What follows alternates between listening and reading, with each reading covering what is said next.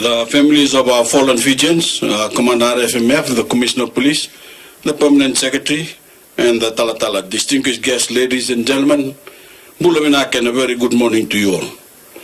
We are here today, first and foremost, to honor the sacrifice and mourn the loss of our 6 fellow Fijians who gave their lives in the service of our nation 16 years ago. Fijians who selflessly put their country ahead of themselves, and to whom we all owe immense gratitude and respect. We are indebted to them for their bravery, and the memories we have of them will stay with us forever. On behalf of a proud nation, I again salute each of them for their courage, their loyalty, and their sacrifice and their service to Fiji. Lance Corporal Simeone Rawailemba, Private Dosia Rokosidu Navosa, Private Temo Velewai, Private Ntoni Dingubua, Welele Kamba, Police Corporal Raj Kumar, and Police Constable Filippo Sevula. All of these men answered a call to serve a cause larger than themselves, to serve a nation and a people they loved. And as we gather here today to remember their service, we must also cherish and care for those they left behind. The passing of a child, of a husband, or of a father is a pain that does not dull in a memory or in time. Such a devastating loss will always be fresh in the minds of those who love and cared for those brave Fijians.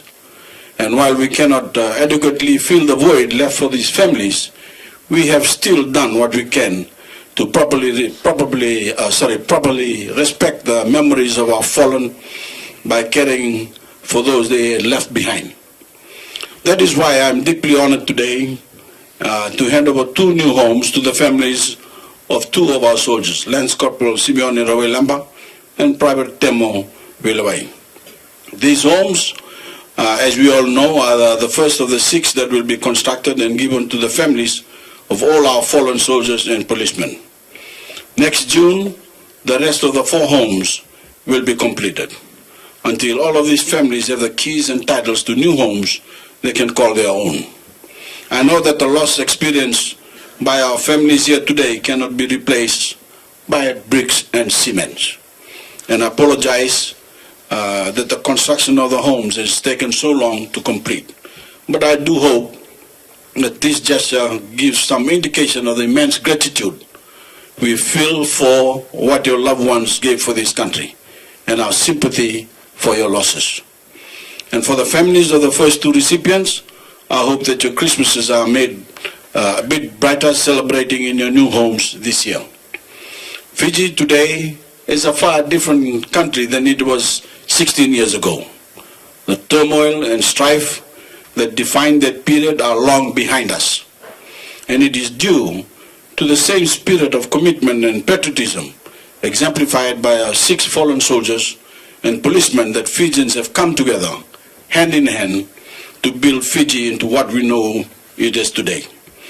There is no greater way to honor the legacy left behind by those men than by continuing the mission that they gave their lives to defend.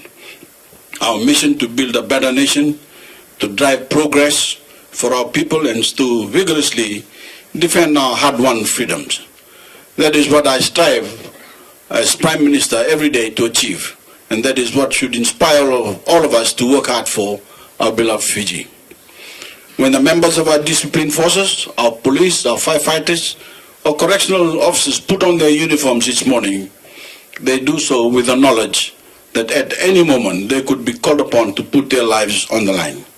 So I ask that we all remember those who are still serving, many of whom cannot be home this Christmas, and that we all give those men and women the respect and gratitude they deserve.